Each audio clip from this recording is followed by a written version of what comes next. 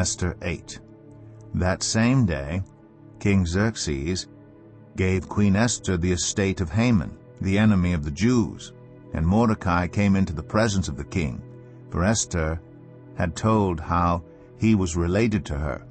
The king took off his signet ring, which he had reclaimed from Haman, and presented it to Mordecai, and Esther appointed him over Haman's estate. Esther again pleaded with the king, falling at his feet and weeping.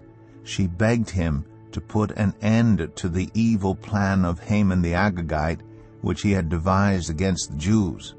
Then the king extended the gold scepter to Esther, and she arose and stood before him.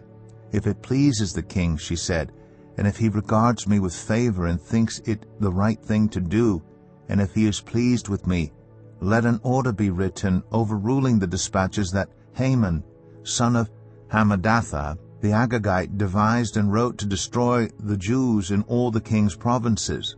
For how can I bear to see disaster fall on my people? How can I bear to see the destruction of my family?" King Xerxes replied to Queen Esther and to Mordecai the Jew, "Because Haman attacked the Jews, I have given his estate to Esther, and they have impaled him on the pole he set up. Now write another decree in the king's name in behalf of the Jews as seems best to you, and seal it with the king's signet ring. For no document written in the king's name and sealed with his ring can be revoked." At once the royal secretaries were summoned.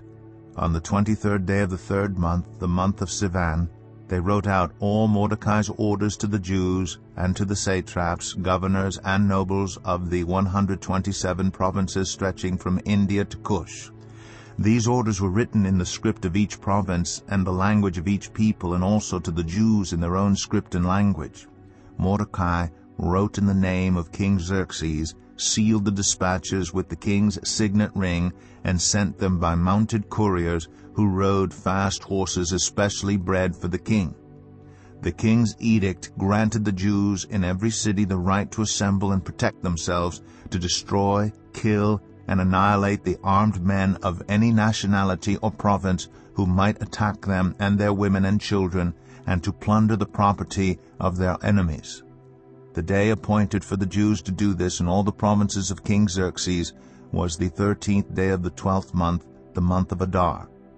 A copy of the text of the edict was to be issued as law in every province and made known to the people of every nationality, so that the Jews would be ready on that day to avenge themselves on their enemies.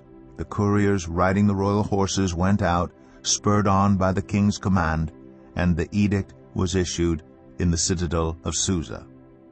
When Mordecai left the king's presence, he was wearing royal garments of blue and white, a large crown of gold, and a purple robe of fine linen, and the city of Susa held a joyous celebration. For the Jews it was a time of happiness and joy, gladness and honor. In every province and in every city to which the edict of the king came, there was joy and gladness among the Jews, with feasting and celebrating, and many people of other nationalities became Jews because fear of the Jews had seized them.